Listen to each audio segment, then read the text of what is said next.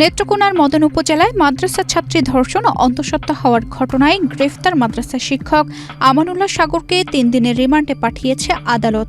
বৃহস্পতিবার অতিরিক্ত chief judicial magistrate Mohsina ইসলাম পুলিশের ৭ দিনের রিমান্ডের আবেদন শুনে এ আদেশ দেন। আগামী ১০ মে বিকেল পর্যন্ত তাকে রিমান্ডে নিয়ে জিজ্ঞাসাবাদ করা হবে।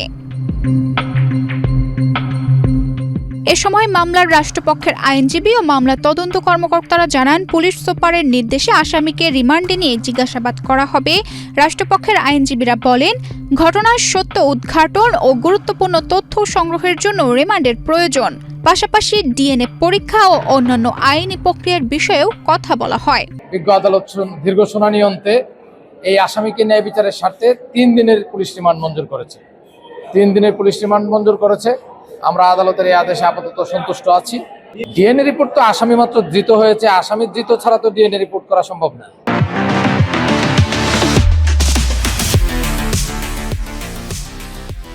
আসামি এখন ধৃত হয়েছে, তদন্তকারী কর্মকর্তা তার সময়ে প্রয়োজন হলে বিজ্ঞ আদালতের নিকট দরখাস্ত দাখিল করবে, তখন সেটা আদালত বুঝবে যে ডিএনএ রিপোর্টের কতটুকু দরকার আছে। মামলার তথ্য মতে গত 18 এপ্রিল ভুক্তভোগী শিশুর মেডিকেল পরীক্ষার অন্তঃসত্ত্বার বিষয়টি ধরা পড়ে। এরপর অভিযুক্ত শিক্ষক পালিয়ে থাকে। পরে 23 এপ্রিল শিশুর মা থানায় মামলা করেন। অভিযোগ রয়েছে, পলাতক অবস্থায়ও আসামি ভুক্তভোগী পরিবার, চিকিৎসক ও সাংবাদিকদের হুমকি দিয়ে আসছিল। তানজিদা রহমান, ইনায়া, বাংলাদেশ প্রতিদিন।